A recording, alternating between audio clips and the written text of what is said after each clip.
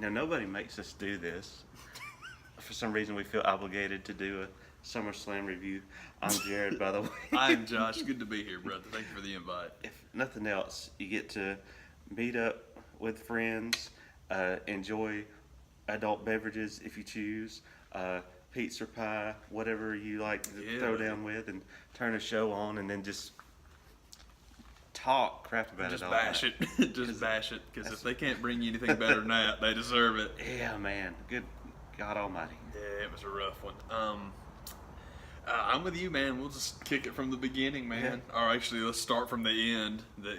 Nah, it's better to do it in order. They start with Rollins and Ziggler. Yeah. IC title. Dang good start. I agree. I really enjoyed that. Thought it was quite good. I liked, I told Jared, I liked Seth Rollins, not reverse psychology, but I liked him playing daddy to all the fans that counted down at the last event. And everyone gave him a hard time. Oh, he's so sensitive. He gets so mad on social media. Yeah, but they, and this is Brooklyn too, who loves to boo because they pretend they're Philadelphia. But they were all just right there in line, weren't they? Couldn't wait to stand up and cheer for those guys. So it worked. That's all I can tell you is it worked. And it was good. I totally agree. That was nice. And you have New Day, Bludgeon Brothers, which it's not anybody's fault. I love Luke Harper. I really like the, I'm sorry. Yeah, that's right. I think that's right. What the heck's the dude's name? Eric Rowan. Sorry. I got Luke Rowan stuck in my head. And I'm like, no, that's not right. They're the Hammer Husbands. Shout out to Shirashaki. Absolutely, I love that. I think that's great. We were talking about it during the show, and thank you again for the hookup with the name. The Hammer Husbands versus Mustache Mountain versus a renamed War Raiders. Call them the Beard Brigade, and you got something. I think that's fantastic. That's the main event of Takeover in New York again. Yeah, seriously. Takeover, only place that we have it. Yeah. So we got New Day and the Bludgeons, and I really like three of the dudes in there. It's not Eric's fault. I just don't really know him that well. But it just never, and maybe it's following the first match, but I just never got that teeth sunk in really enjoying this one. Yeah. It just was what it was. You had Strowman versus Owens next, which if you... I went into it with high hopes, but good Lord, it was not good. Not good. If you watch the show, then you know that it's one of those ones I've complained about this since Jared first invited me onto the show. I'm sorry, man. I cannot stand when WWE books something that can only go one way where it'll work for both guys. Mm-hmm. What does Kevin Owens get out of that? The answer is the same nothing that he's gotten out of his career since they fed Goldberg to him. Mm-hmm. I go back to that point all the time because with the ups and downs and backs and forths in WWE, in my time back watching it again, that is easily the biggest mistake they've made. Yes, I complain about Alexa Bliss all the time, but giving Alexa Bliss the SmackDown title, the Raw title, nowhere near as bad as handing Goldberg that title and just killing Owens at the time. And then it got worse because they decided to squash Lesnar with him, but we'll get to that. Yeah. That's later. But Strowman KO was terrible. Terrible, and also you wind up shooting this makes sense, and I should have mentioned this on the tag match too, man. At the disqualification finish, I get you want to protect the New Day, but for things that happened later in the show, I think that was a big mistake. I think they should have saved that. Just my opinion. Braun KO being a squash, again, terrible. Should have saved it for later in the show. You then had the women's three-way, which we had kind of a different take on, not from each other, but I understand everyone gives Charlotte the heat because people hate Charlotte. I don't know why, but I don't know. I guess match quality just doesn't matter to people. Yeah. But I get why people are upset about Becky getting screwed out of her one-on-one opportunity, but the fact of the matter is Carmella's not good enough to work a one-on-one match. Or so I thought. And don't get me wrong, it's not like she was a world beater or anything. But I was telling Jared, she contributed so much more to that match than I thought she was going to because it was a three-way. Yeah. I was really surprised. I was really very pleasantly surprised. Really nice work. I figured she'd pull a John Cena and just lay outside the ring for 10 minutes. And be there, but not. Yeah, and then try to spring a victory at the end. So she worked a lot harder than I thought she was going to, and I appreciate that. That was nice work. On the other hand, not her fault at all, but we discussed extensively how that match had, HADTOBE, booked. There's only one way to do it. There's one way to do it. And you have little scrapper Becky Balboa win the match, and the crowd pops, and boy, they would have. Yeah. And then her and Charlotte have that nice moment that all women's championship matches have to have, because apparently all women are emotional creatures. They don't really compete. They just want to be friends. Yeah. And so you got to have that moment, because they just have to do that. And it would have been nice, because New York is cheering for Becky. They'd have popped and gone crazy. Yeah. And if it is then Charlotte that does the heel turn, because it's all like, you're deadgum right, I weaseled my way into that match to get that championship, and then you wound up with it. And because you're my buddy, I don't mean anything to me. That's fantastic. That's fantastic, because you would have got, basically, we talked about it, man. You would have got the complete opposite of what you got. You wanted to have the nice emotional moment where people are happy the champ won, people are really happy the champ and her friend are having a nice moment. You would have gotten cheers across the board. And the reason I know that is because if you watch the show, you got the total opposite of that. Yeah. And then when you get the heel turn with one of the only characters in WWE that no one is constantly suggesting turn heel, by the way. Becky Lynch is one of the only baby faces you have that people like and accept and love as a baby face. And that's the one you want to turn? Just completely illogical, completely stupid, and we were 100% right on the booking, because everything you wanted at the end of that match, you got the opposite. Anything we do with Becky, we have to sabotage. No kidding. So, I mean, this is our way to making it not work and have it all be her fault, man. Yeah. We don't want it to work, and so when the crowd cheers and goes crazy and obviously can't wait to see this one-on-one between her and Charlotte, we're just going to do our commentary in Bizarro World and not even acknowledge the fact that everyone is cheering their brains out because Becky got mad and did not win and got jobbed. Every single thing about that is better if you book it the other way. Everything. But now this, like, Golden Girl Charlotte, who I love. I think Charlotte takes way more crap than she should, but in this case, it stinks. It's like, so now she's the good guy and Becky's the bad guy, and all of that's dumb. And once again, you've got a heel that gets the crowd up, and I'm tired of that. God, either just make them all heels, or I wish people would stop using babyface and heel anyway, because they really, since Austin, they really don't mean anything anyway. It just doesn't matter. But by God, if you're going to try, and you had it, one of the very few opportunities and chances that you have to actually do it right, and you blow it that spectacularly simply because, like Jared says, Becky's got an accent. It's ridiculous. It is ridiculous, man. Her and Kevin Owens, especially with them being back-to-back, you talk about the two most... He's got a beer belly, she's got an accent, so we have to screw them at every turn. The two most openly sabotaged wrestlers, probably not named Sami Zayn. It's just so unbelievably frustrating. And again, don't let these things happen and then throw your hands up and say, well, I can't believe they sold all them tickets in Madison Square Garden. What? What'd they do? What? Yeah, people are anything else is a nice change of pace, man. Yeah.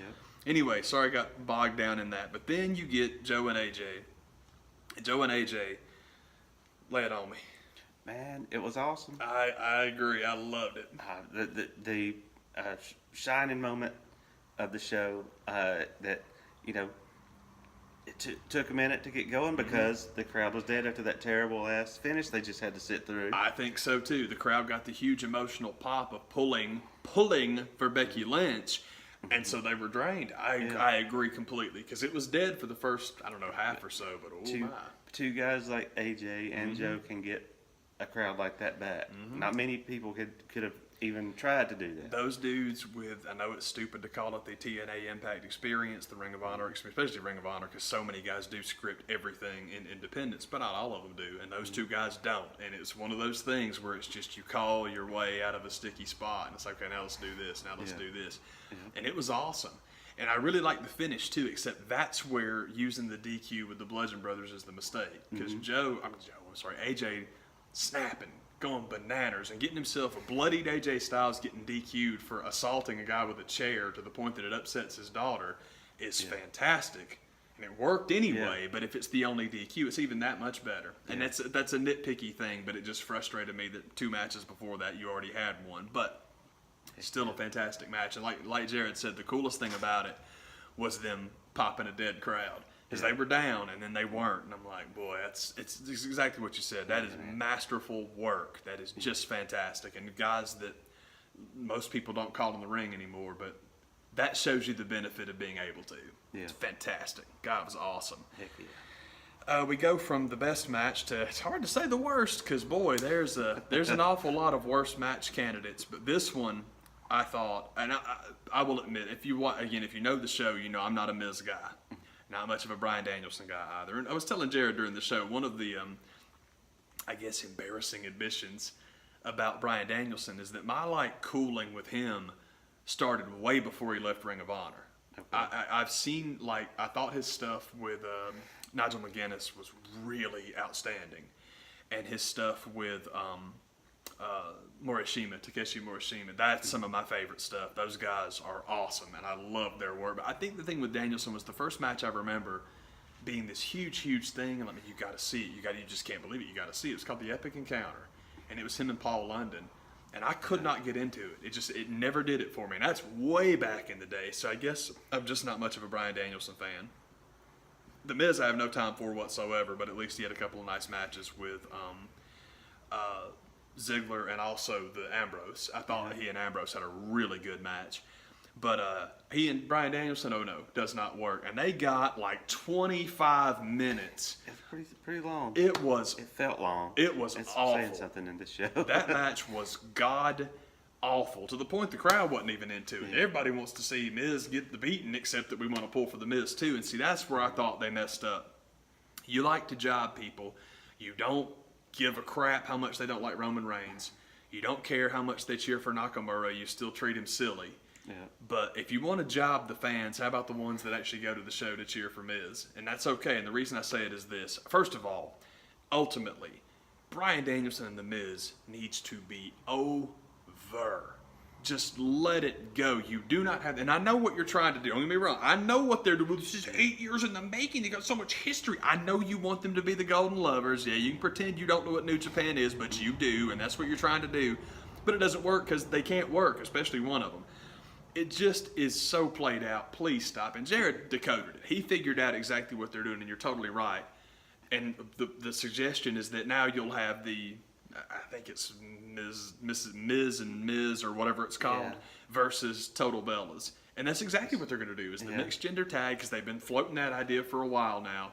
So you'll have the crossover. At least one match in the series. Yeah. I'm sure there'll be more. You got to do it at least once. Yeah. And it works. I mean, at least it gets Maurice on the card, because she is the only reason that cat's got a job, now 2 jobs.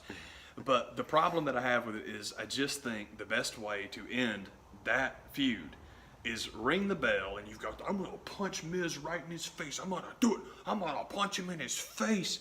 So literally ball up your fist and have Miz hide behind the ref. And as soon as the ref gets out of the way, Danielson holds his fist up and kicks him in the nuts. Yeah. Miz drops to his knees and then rattle off about 50 to 75 yes kicks. I just mean over and over and over and over and over and over and over again till that crowd is literally frothing. Mm-hmm. And then you pin him 1, 2, 3. Yes. Whole thing would take you 2 minutes. Just kick somebody in their face. That would Shout out be. the Marshall match. I'm telling you, that would be the coolest thing. That's the coolest match they could possibly have. And if you really love The Miz and you really like The Miz, you have to understand that heels got to do the job every once in a while. Yeah. That's the best idea you could possibly have. Yeah. Now, it leaves you nowhere to go with your mixed tag match, so it makes sense why they didn't do it. But by God, having the mixed tag match, you don't need to give them half an hour. Yeah. It's like it reminded me of Michael Cole and Jerry Lawler. That match was so unnecessarily long. Kevin Owens and Shane McMahon, but Shane always gets time. They give Shane 3 times as much as he should get. Yeah. Shane McMahon match, if you gotta have one, should take you about 9 minutes, and he routinely gets 23, 24, 25 minutes. But anyway, that's my idea. All the goodwill that AJ and Joe had done getting this crowd back going, it just put the brakes on that. And remember, yet again. And this is Miz and Bryan Danielson, the guys that people love. The Miz is awesome. I think Miz is great. Have you ever met anyone that enjoys Miz matches? Because I haven't. Same thing with Alexa Bliss, but we'll get to her later because she's on the show. It's not about that. If you want him to stand out there for half an hour with a mic, okay, people like his mic work for some reason. But I liked Miz always when he was with somebody else. I was into the Miz and Morrison thing. I was into Miz show, but I has to have that other person to kind of bounce off of him as a solo. I gave it a shot. I liked it for a good while, but I think it's just it hasn't got back to what it was. Man, I'm with you. He just doesn't. The guy doesn't work. He never sells anything, and as a tag wrestler, you can get away with that. And it's funny you mentioned Miz show, man, because every single time he comes to the ring and they're playing his little theme song, I still sing the Big Show tag they put into it. I loved that. I thought that was real cool. Yeah, Miz and Morrison was very, very good. That was one of the few tag teams at the time that was actually quite good. They were a lot of fun because he would go run his mouth on the mic and get the heat, and Morrison would do the work, and it's like that's great. That's exactly what you should do. And then him and Sandow. I mean, that was. I still think Damien Sandow did more to get that idiot over than he's ever done for himself. That's what got his ball rolling. Again. Yep, absolutely. That's exactly what it was. Then we fire the good one and keep the ass kisser, but that's WWE. They do that all the time. Yeah, man, he got done wrong on that deal, but the world keeps turning, and sooner or later people are like, who was that guy? Yeah, and it sucks. That sucks because it bothers me when people get credit for things they don't really deserve credit for. Hey, Phil Brooks, how you doing? Hey, what's up? Because I don't hate CM Punk, but god dang, the guy gets credit for inventing the Sun, Moon, Stars, Ring of Honor, paper plates. I mean, it's just like if it's been invented, he came up with it. And I'm like, okay. Anyhow. The next thing was completely useless. It was Baron Corbin and Finn Balor, and I'm glad Finn won because that's another one that it's like KO and Strowman. You only got one way to go with that, and everybody's begging for that thing to end, and rightly so. By God, thanks for having mercy. Nice for it to be 10 seconds long. Again, I guess that's why we didn't do the squash and the one that I thought should have been the squash, because now that's the second squash match of the night. But was it really worth him getting all painted up for that? I mean, it had to take more time to get all those spangles on than it was for that match to be over. But at the same time, I'm cool with it because to suggest I wanted a longer match is to say I wanted a longer Baron Corbin match, and man, I don't ever want to be mistaken for having expressed that. Forget it. No, man, it was fine. You're reading too much into that one. Yes, I got to make it real clear that I don't want anyone thinking that, I need more Baron Corbin. I didn't want it to happen in the first place. Oh, yeah. Is what I'm trying to get across. But if you're going to do it and you can make it short, why am I fussing about how long it takes to get painted up? You had Jeff Hardy and Shinsuke Nakamura, which nothing. I mean, it was cool. Nakamura's clothes were neat. Jeff Hardy's eye paint freaks me out. It's my fault. Yeah. And Jeff, of course, you have rumors of injury, and he still finds a way to do the creepiest spot of the night. And it's like, I don't Swanton onto the apron is one of those kind of things. There's a certain degree of respect that goes out to Jeff Hardy for the swanton off of the ladder onto this, that, the other thing. But after a while, you just start to look dumb. It's messed up, man.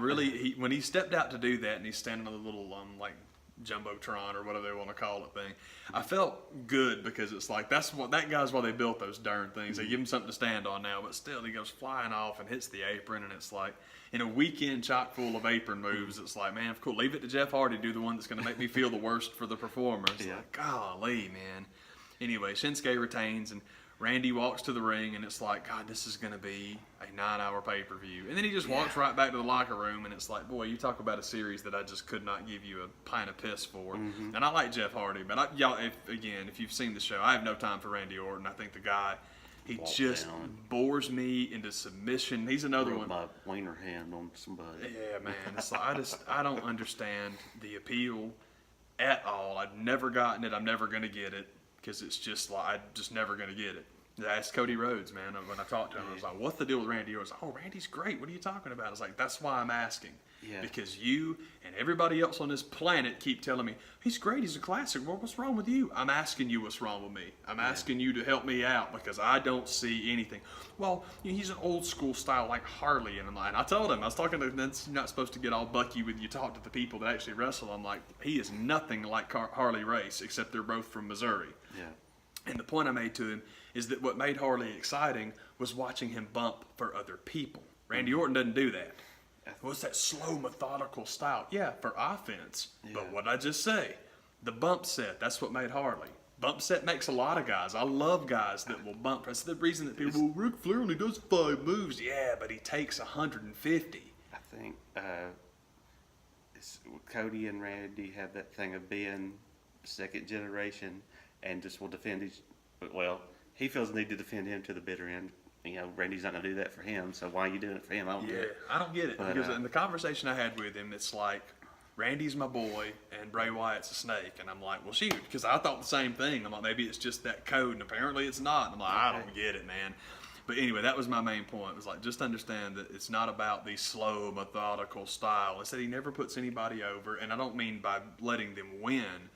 He just doesn't make anybody look good. It's the same. I'm going back to Trash and Miz again, but it's the same thing that's always driven me crazy about him is like, how many people have ever worked a series with The Miz and wound up looking better because of it? The answer is no one, ever. Anyway, Baron Corbin was over quick. Jeff Hardy and Nakamura was over quick. Then we get Bliss and Rousey, which, again, I guess is why we have to keep our squash match in tow. And I totally blew this one. I would have sworn to you Alexa was going to win, primarily because it just occurred to me if Ronda Rousey is winning the championship, that needs to be the last image from the pay-per-view. And if you go back and watch the last image from the pay-per-view that we just watched, boy, one of us was right. And that's what drives me crazy is like, you've got to be kidding me that the way you're going to put it over is, okay, you guys go out and have a craptastic match. And it was. But we'll get to that in a second. Anyway, Bliss Rousey was what it should be because I don't know, it's just kind of, there's no reason that anybody should be able to hang with Ronda. Yep. And so, all right. I mean, it's easily the worst match she's had, but it's a squash. It's hard to look good in a squash unless you're the Road Warriors. I was just afraid they were going to do the whole arm break spot thing again. Like, y'all, that's still fresh enough in people's minds that you can't do. It was fresh enough in people's minds when you did it the second time. Yeah. And so I thought that's what they were building towards, but they didn't go quite that far. Yeah, they tried to. Just the illusion, and then we flip it over and do something different. Yeah. And it was all good. It was what it was. Obviously, I'm glad to have a new champ, and Rousey's work is a lot better than Alexa's, so I'm cool with that. But we'll see. I don't know where we're going with that, and it's all good. But I do think that it's just me, but I think that should have been last. And I'm telling you, check out the empty seats when a new Universal Champ's got the strap and convince me I'm wrong. I don't think you can. My impression with Alexa and Ronda is they realized it was not gonna. The idea to do Ronda's horsewomen versus the NXT 4 horsewomen that ain't gonna work. Never gonna happen. Good. But and it kind of throws a wrench in my whole plan to do Miz and Mrs. versus the Bella show, because I think they're going to throw the Bellas in with that crew. You're going to have the Bellas and Natalya and Naomi versus Ronda and Shayna Baszler and whoever else makes up that crew. I don't think you'll get it at as fast as Evolution, but you'll get it soon, sooner than later. Because I think that's the deal. Is I think Shayna will debut at the Evolution show. Yeah, that's cool. I think the ultimate payoff with who ended up with the titles after tonight is building towards Ronda and Charlotte at Mania. I completely agree. It's just that was my point about pump the brakes on Ronda, because we just had Lesnar hold the thing forever. Do you really want to leave the women's titles put between now and March? It just seemed like it was too early. And, it's the other thing also with, I guess it's just giving them both the belts now. It doesn't make sense. And you can go Brock Lesnar with Ronda because she'll be at home for most of the year if you want to. Mm-hmm. But with both of them getting the belts, it's like, there's no way y'all are just going to sit on those, are you? And that's the other thing, too, is I really wanted Becky to get another run with the championship. So I thought it would have worked a lot better to have it here and then have heel Charlotte be the one that takes it off of her. And like, F your friendship and F your career and F your kneecap and F everything. I'm the champ, and that's how it is. Because Ronda's got to be the baby face, doesn't she? You still could have had Becky win, but Charlotte not necessarily lose. But you can't have Carmella lose, but somebody's got to. I guess the idea is to have them both be on this winning streak that comes to a head together. But that's a long time. It's a long ways off, and I hope that's what they do. But at the same time, if you have a women's champ that goes on a streak, you're inviting Asuka comparisons, and that's a bad idea. Because boy, you talk about ruined, and that's what makes me mad. That's what makes me mad about the women's division is they ruin everybody. And it's the same old thing I always complain about. But I've already mentioned her once. I won't do it again. But if you watch the shows, you know who I'm talking about. The horsewoman thing got killed when you decided that 3/4 of the horsewomen had to become literally the job squad for your champ. Your 5 foot of Fury champ. That killed all of them. Sasha hadn't gotten back. Bayley's never going to get back. And people get mad when I say, well, Bayley, no one likes Bayley because of her character. No one likes Bayley because she was fed to Alexa Bliss before she knew how to work. Yeah. And that's what happened. It looked like crap. And it's the reason that you have Mickie James come back to teach her how to work. And it's the reason that, the rumor now is for Trish. Yeah. Trish and Alexa, and it's like, good Lord, man. As at least what will occupy Ronda in the meantime is I think they'll do the Charlotte storyline with her doing the whole, well, Ronda's got the title and she's got all this because of me, and then they'll have a feud going on that'll occupy them for maybe 2 or 3 months and see how far that gets them. Probably a whole bunch of nothing. But I just think both of them kind of it could have been a lot better. Definitely. If you just stretch it out. Yeah. If you just stretch it out, because again, like we're talking about, man, you can't pin Carmella because we don't want Carmella to lose. So if you are literally going from what we just saw into full on, I'm the reason the women's the women's division is what it is. Yeah. And you wouldn't have a job if it wasn't for me. If we're going straight from what we just saw to that, why don't you just fire Becky Lynch? You know what I'm saying? I mean, you had her do the job. It's like, that's ridiculous. You got, of course, we got to pay that angle off. But again, Charlotte's got to come out the winner there because it's like, man, it's just so much. It drives me nuts. It drives me nuts because they get so close and then mess it up. And then, 3, 6 months, a year, however long later, it's like, man, if they booked Randy and Bray this way, and it would have been better. Yeah. And if they hadn't had Goldberg come back, and it would have been better. And that was my other thing about tonight, man, with the whole, well, we're actually up to it now, aren't we, man? That's it. Reigns Lesnar, finally. They're going to get rid of this crap, thank God, and it's over with. And, so then Braun comes down, and he's not going to be a coward like other people with the briefcase, but I'm going to go stand over here and let them beat each other up, and then I'm gonna fight somebody. Like, okay. What? That is the most contradictory thing ever. You say you're not going to wait till your opponent's beat up to challenge them, but I'm going to go stand over here and wait till you're beat up to challenge you. I'm going to watch it happen, though. Yeah, seriously. And then you have the pop where you've got Reigns, and it looks like you're replaying the Goldberg match, which actually would have worked much better to save that for whoever genuinely does vanquish Lesnar. But you can't do that. So then we have our match, and across the course of it, you wind up having Strowman F5, which I loved because that was just, they just protect Braun way too much. And it's like, okay, well, that's fine. So now he's done. And then the high spot of the match, the highlight of the second half of the night is freaking Lesnar chucking that briefcase down to the Hudson, man. It was like, holy smokes, that was the coolest thing. Impressive. That was the coolest thing there was. Yeah.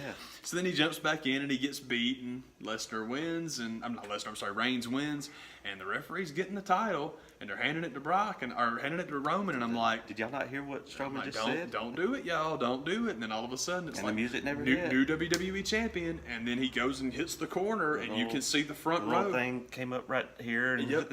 You've got the front corner, or the front rows that are desert. And it's like, y'all, that's what was going to happen. I told you Ronda should have been last. Either that, or it's just dumb. It was really, really, really dumb. And I know everybody says, you need to give up on Roman Reigns, but they're not wrong. It's so ridiculous and so stupid. And we talked about this for years during the John Cena era. It's like, if you boo, you're making noise. That's my whole thing with the, let's go Roman sucks. No, if you want to pull for Lesnar, you need to pull for Lesnar. But if you do a chant that goes both ways, you're telling them where the money is. Don't do that. Yeah. Don't do that. A guy that you will pay to see lose is called a heel. If you stand up and walk out, yes, that's the power. That's your message. If there's something else on the card that you're with, do it before the cameras are going off. You have to. That's another thing too. I mean, just walking out and not making noise is good, but it's kind of funny. We were talking about that. If you guys noticed that Nakamura's theme song now has lyrics, and it's because they don't want you to hear people singing along with that thing. Now, once it's over and his matches start, they still do it. But they don't want you to hear that. They do not want you to hear that, primarily because when it comes time to renegotiate that contract, and Nakamura's like, this is my offer from home at New Japan, they don't want to have to match that. Yeah. Primarily because, more contract details come out and all this kind of stuff. And How much is it going to cost WWE to get Kenny Omega? Apparently, Kenny Omega made $3 million last year. Nobody in WWE makes that kind of money, so you might want to give that one up. I personally, switching gears, and then we'll actually do the show we're talking about, I wish two things. One, I wish that the Young Bucks and Kenny Omega would sign so people would shut the hell up about it. Mm-hmm. But the other thing, and I told Jared this earlier, and it's the truth, man, I'm telling you point blank, if you will give me a straight up trade, Kenny Omega and the Young Bucks for Prince Devitt and Guns and Gallows, I'll take that trade in a half a second. Half a second. I would do that with no hesitation whatsoever. Come on back home. I would do it. I'd do it, and I feel bad yanking them back. I mean, not Balor, because, God, they're not doing nothing with him, but you know, Japan is U.S. isn't home to him either, so it's all good. But homish, homish, hey man, it's right there in the middle. So that was SummerSlam, and it pretty much blew. And of course, it's going to take a back seat because now we got the real show. Exactly. Once again, here's another pay-per-view, another Big Four where we come together and ask, why do people have to wait till the shows are over to ask, do you think, you wait till TakeOver's over and then be like, I think that's going to be better than SummerSlam. No. You're smart. It's always better than SummerSlam. I'm going to start it off right at the beginning when I knew because it said NXT and I just prefer that. Mm-hmm. But there was something that happened during the very first match in the show last night that I literally just sat back, had this nice warm feeling in my heart. And I was like, this is pro wrestling. And I'll tell you what it is, man. They had the intro, and it's all like, shock the system. And here comes the Undisputed Era. And it's all good. And I always want to say Bobby Fish, and it's Kyle O'Reilly that does that. So Kyle's doing his guitar. And it's all good. So Kyle and Roddy hit the ring. Mustache Mountain come down. We're good to go. It's all good. And the ref looks in each corner and points to the timekeeper, and they ring the bell. And all of a sudden, every light in the house that's not directly above the ring fades out, and you're watching a professional wrestling show with a black background. To hell with your signs, to hell with your cute t-shirts. It's a wrestling show. I'm like, that's what I'm talking about. That's what I'm talking about. And the best way to word it is this: a wrestling show is something, it's basically something where the TV cameras happen to be there. WWE is like Saturday Night Live. It's a live TV taping where the live crowd just happens to be there. That's the difference between the two. And it's like, man, as soon as those lights went down, I'm like, this is why when you watch NXT, it's like, this feels more like wrestling. That and you don't have the stupid Kevin Dunn Zoom, which I complain about all the time, but until he's fired or dead, I'm going to complain about it and you can't see anything. There was a spot tonight where I can't remember who it was, got knocked off the rope. Carmella and Carmella goes and bumps the rope, and Charlotte falls, and they get this zoom on Charlotte, and it looks like she's just uncoordinated, which if you've ever seen her, you know is not the case. But it just looked dumb. I'm like, dude, the only not the only, but some of the smartest offense Carmella's got all night, and you idiots don't have it on camera because you need to have the camera inside Charlotte's navel or up her nose or wherever. I fuss about that too much, but in comparison, it does show up. And again, those lights dimming just killed me. I'm like, right on. That's awesome. So anyway, we talked about the tag match, and that, because I'm biased, because I'm a complete mark, that was my favorite match all night. But I like all those guys. I love tag team wrestling and seeing it's War Machine, War Raiders. And I try to get that right because it's great. That's a real cool name change, and so I don't want to not get it right. Bryan Danielson, I still say all the time because Daniel Bryan sounds stupid. I hate that. I've always hated it. He's Bryan Danielson, so that's why I say that one. But War Raiders I want to get right and I say Red Dragon just because I'm an idiot and I always get it wrong. Nothing wrong with Undisputed Era. I just say it wrong because I'm not smart. But anyway, that was awesome, and I loved it. I thought it was real cool. I wasn't wild about O'Reilly kicking out of the Burning Hammer double knee drop. That's just me. This is what tag matches are for, is you get a breakup, which again, they knocked Roddy off, so you couldn't do that. But I was hoping they would do close to the rope, and he can put a foot on it or something. It's just a little more sneaky, lucky duck than actually kicking out. And that's a dumb complaint because the rest of the match was incredible. But there's the one thing I was like, I wish they'd done that different. And it was nice to see the War Raiders. And the thing about the Raiders, if you've seen them before, I can't imagine you're not agreeing with this. And if you're getting used to them, you'll say, oh, by the way, did you notice that they've changed Killian Dane's look right up? I guess they decided who had the copyright. But anyway, that crazy move where Rowe chucks the guy up in the air and Hanson catches him and does that forward power slam, man. Every time they do that, I can't believe it. I just can't believe it. And the thing is, you see those guys, and they're both big, and they're both strong, and it's all good. But Hanson is so big, you expel Hanson, he's going to kill guys. Ray Rowe's the stronger of the two. It's unbelievable. Yeah. Like, Ray Rowe, that's a scary cat, man. Yeah. So that was awesome. Then you go to Velveteen Dream and EC3. And this, to me, was the only cool-off match of the night. Nothing wrong with it. Yeah. Nothing wrong with it, because the Dream is great. We discussed EC3. I liked your breakdown of EC3 earlier. I feel like EC3, everybody's losing their mind when he came back around Mania time. Was kind of like the Bobby Lashley freak out that everybody did come back. Like I don't see it. I don't know what happened in TNA that made people forget or see something that wasn't there. And them coming back, I'm like, I just don't see why that's anything to get excited about. We've got December to December under our belts. It's going to take more than a run in TNA to get Bobby back on our good side. Yeah. But he did move that table, so thanks, Bobby. Way to go. Way to go. His high spot. Biggest pop he will ever get. So that was the only one that was cool to me. Table, guys. Yeah, here you go, guys.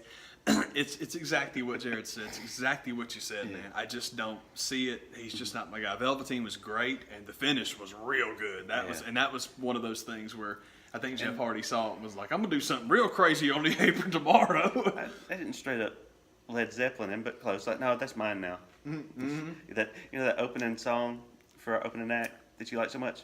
That's ours. I wrote that. You owe me royalties for that song you wrote. Tom Petty shows up. Hey, man. Been not around. Hey. What's that?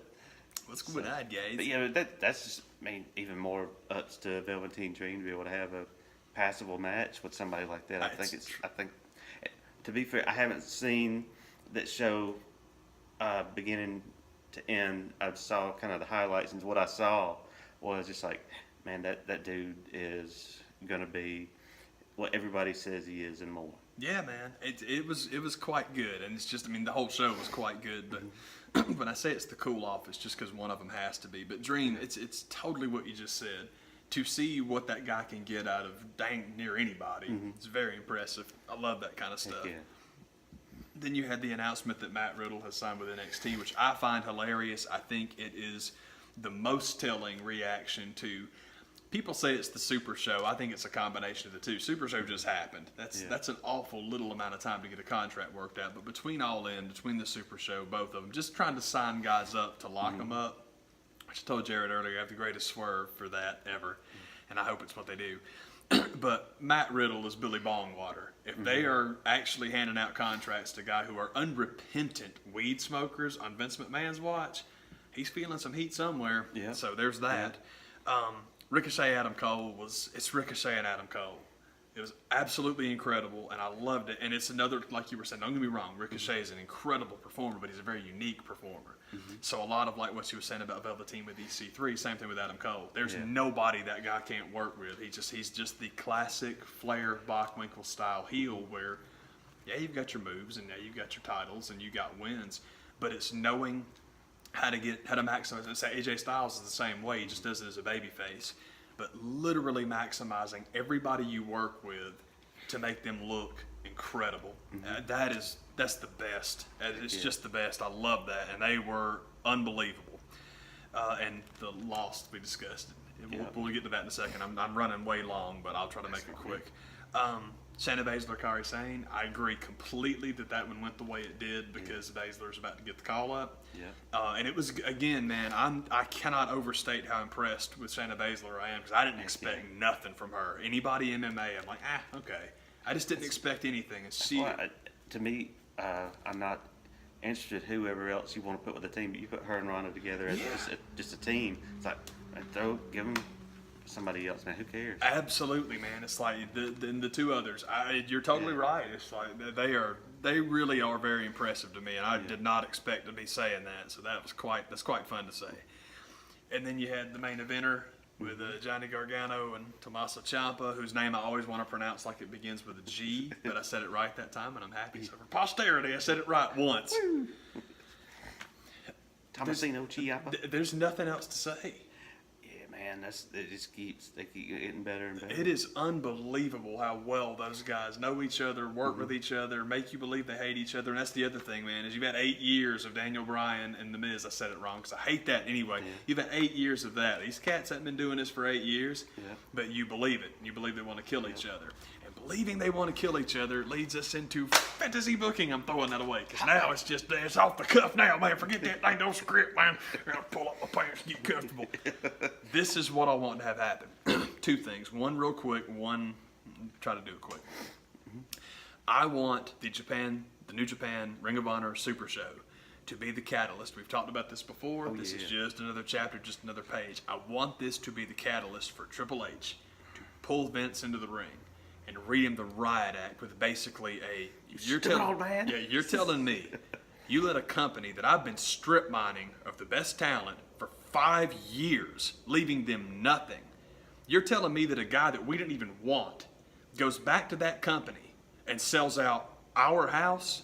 You let that guy go in our building and sell out our building. You've lost a step, old man. Time to step aside. And I'm telling you, it's the perfect catalyst for that. And ultimately where I hope all of this winds up going, and this is all pure fantasy stuff, but I would love it if we wind up with the invasion we've always wanted, basically booked from the ground floor between Hunter Hearst Helmsley and Cody Rhodes, because the angle for Cody is always, if you guys, I'm sure you remember that there's a tournament in NXT every year named after my old man, and that people when they first came up couldn't talk enough about how great he was with the teaching. There's a trophy, a statue, everything. Everything. The colors are black and yellow for a reason. And part of that reason is because Pop, worked with Hunter. But not just in the NXT capacity, but also in WCW. When Hunter first got his job, Pop was the booker. So they go way, way, way, way back. And Hunter, despite positioning himself to take over WWE one day, is going to do so with the Dusty Rhodes brain. He's going to do it with the things that he learned from my old man. So you wanted to be the mentee of Dusty Rhodes. How you think that's going to go against the son of Dusty Rhodes? And then book it from there. I think that would be the coolest thing possible, with the exception of, like I was telling you, I'm so mad at myself. I'm so mad at myself because I realized today I missed an opportunity. It's like the punchline. It's like Jerk Store when you think about the punchline on the way home. I missed the perfect opportunity for a sign to take to Ring of Honor last week because I'm the only person I know that's thrilled that Flip Gordon is not booked on All In, and I could not care less about finding out how they shoehorn him into the show because I don't like Flip Gordon. But why did it not occur to me to make a sign that says, no flip, just fist? Book Young Bucks versus Revival now. Because that's what I want to see. If I could see any fantasy match, even over the Elite versus the New Day. And that would be a lot of fun because they're buds, and that would be cool. But man, give me Revival and the Young Bucks. I would love to see that. And no one even talks about that anymore, so I'm assuming that they've just let it go. But I would love if they could pay that off. That'd be so freaking cool. So that's the one little booking. That's the big booking. Little booking is we are both, I think, in the hopes that I had no idea that they were going to play throughout the show, that it was a mystery who attacked Aleister Black. I didn't realize they were keeping that a secret and keeping it in the bag, and that's great. So give yourself time to write something new. Yep. So I have a feeling that the match we saw last night was supposed to be non-title. I think it was supposed to be a takeover later, and you just had the blood feud, and you finish it off, and it's all good. And of course, it goes without saying, I think that Gargano has to win the last one, but much better last night to have Ciampa retain, especially the way he did. That, just sliding off the ramp and landing and being held up by it was so smart. That's why, again, when you don't have 4 people writing everything, and you actually let the performers come up with their own stuff, you get different stuff, and that's awesome. But I love the idea. We talked about Ricochet being the North American champ to open up Cole to go after the title. Yeah. And I'm really hoping that's what it's going to be, is that Undisputed Era knocked out Aleister Black. And the logic, I don't know how much of this explanation you need to go with, but the logic that I have for it is that Cole green-lighted the attack because you got to get Black out of the way. And that works because ultimately when you have Black come back, he can be the scared heel and run away from him and do all the good heel stuff. That'll be great. But the other logic is for Ciampa and Gargano, it's not about the belt. It's never about the belt. It's never going to be about the belt. Those guys hate each other. So if those guys go one-on-one for the title, I'm going to find out who I need to beat to get the championship. And whichever one of them it is, it's going to be somebody that's more concerned about looking over their shoulder than me being in front of them. Yeah. Takes them out of their game. And I'm Adam Cole, baby. I can use that psychological advantage. That's what happens to the guy that wins. The guy that loses could unwittingly become your ally, because the obsession with just killing each other is going to get that guy jacked up and in there, and it's all good. And so, man, especially if I can book myself into a no DQ clause where it's like, hey, man, if Tommaso Ciampa gets disqualified, he loses the belt. He gets this belt. And then I just think that all works. And I love it, and I hope that's where they're going with it. And it wouldn't surprise me either, simply because, like we said, man, moving the North American title off Adam Cole was for one reason. There's one reason for that, man, and it's because the second I saw Adam Cole, not in NXT, but in Ring of Honor, the second I saw that kid, I'm like, that's Shawn Michaels with none of the bad habits. He is made for WWE, and I was really excited. Some guys I'm really happy when they go up. Some guys I hope never go up. Some guys I'm a little bummed when they go up. Adam Cole, I was thrilled when he signed with NXT because he's just that good, and he's good at everything. He can work the indie style. He can go to Japan. He's huge in Japan. He defended the ROH title at Wrestle Kingdom. I think it was 10 or 11 or something. So he's a huge deal everywhere, and that includes New York. He just, the guy's good at everything. So him being NXT champ is a foregone conclusion. Then the introduction of Aleister Black, who I knew nothing about, it's like, this is going to be so good. Yep. Black and Cole and Black, this is going to be so good. So now we've got this little build to it that I'd get crazy, geeky excited about. And this is the thing that I love about NXT. We talk about it all the time.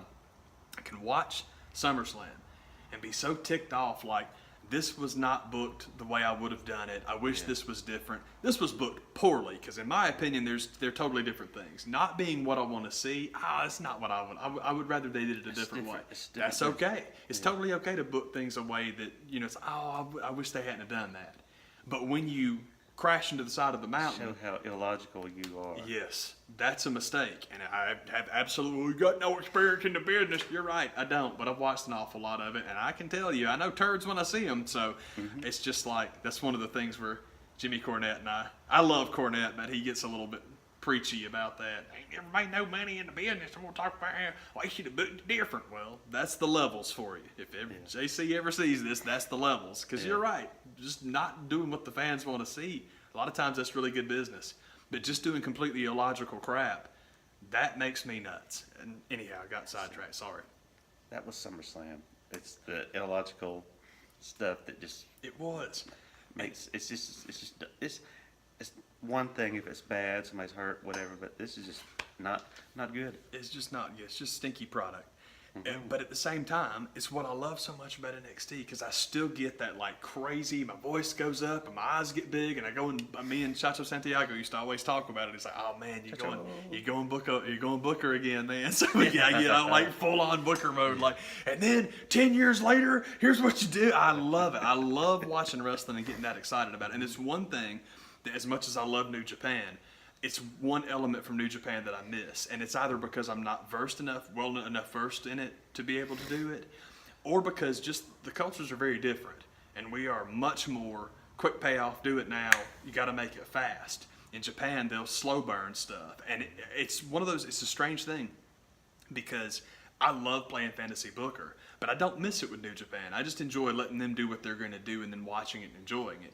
NXT, that's exactly the same thing. It's very fun to peek in and just see it when I can, but I do get the Fantasy Booker element. So it's just, those are my top two companies. Because I was telling Jared the thing about NXT versus Ring of Honor. It's like, you like NXT? So I was wearing my Asuka shirt to the show. Yeah. And they were like, man, you said it, you're watching WWE? I'm like, well, so this is NXT. You that the people over on it. This is actually NXT. I said, I enjoy NXT. I said, actually, it's aside from New Japan, it's my favorite. You like NXT better than Ring of Honor? And I was like, yeah, NXT is basically the Ring of Honor guys in graduate school. I mean, it's very... They're the same fan base. I can't believe you've got people. I can't believe you're trying to get people to pick there now. Now, I do think it's very funny to have the booking of the Super Show literally make people pick. But again, with the whole crossover thing with Cody and Triple H, I'm hoping that's the payoff there, is that some people from this camp wind up in this building and some people in this camp wind up in that, because with them being the exact same At least time. with that building being sold out, the decisions are made for you. You have to go after the one. Yeah, with them being like, like the workers. Okay. That's what I mean. It's like people that work for Ring of Honor that aren't necessarily booked to be on the show, winding up at Barclays. How crazy with that, because nobody would see it coming. Yeah. That would just be such a neat thing. Like again, if you, I don't wish for the Revival to be hurt that long, but they should have won tonight. I feel bad saying that, because that's 4 cats I really do like. I really like all those guys, so I shouldn't say that. And it was nice to see, for Pete's sake, all I can think of is Mike Rotundo, man. Bo Dallas, sorry. I liked his little promo just because I like that guy, and it's fun. It's just, I don't know, it's just cool to see that dude. And it's very interesting to me because I never really considered Mike Rotundo that great of a talker, and I never really thought of Uncle Barry being that great of a talker, but Grandpa Jack was great. Grandpa Blackjack was a great talker, and apparently the grandkids just got it in spades. It's not that Bo's a great promo, but he's good. Yeah. So it's like, oh, that's cool, man. When he's given the ball, I've seen him run with it. Yeah, man. This is cool. Yeah, when he was NXT champ, that was great. Him and Neville, and I do hate watching that match because I know the story of, he talks about when Neville hits him at the end with the red arrow, he literally lands right on his crotch, man. So Bo just has this horrible reaction to it. And he's like, oh, let me tell you why. It was like, God, I hate that I know that story, man. And every time I watch the match, I kind of turn away. Just because I like Bo Dallas and I feel bad for him, but man, I wish you kept that story to yourself, bro. Yep. I pity you, I really do. But could you keep that to yourself? If I gotta live with this, so do you. Yeah, for real. Let me tell you who feels bad for me. I do. Never squash my nuts, man. Come crying to me with your problems. Oh, your wrestling show sucks. Your wrestling show sucked. Boo. Boo. Boo, wrestling, boo. But it's awesome to get to discuss the NXT show as well. Just because it's nice.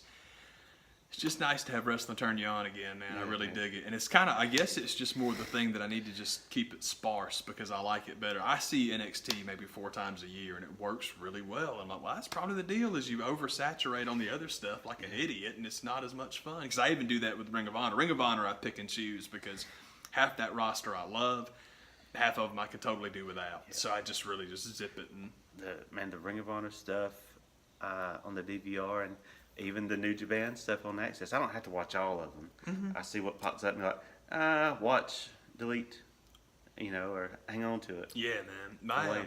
My New Japan stuff, cruddy to admit though it is, if it's Ospreay or Zack Sabre Jr., it can go pretty much immediately. And it sucks. I should watch them work with whoever they're working with, but Zack Sabre has the same match against everybody. Literally everybody. And it's like, okay, I've seen this before, I'm done.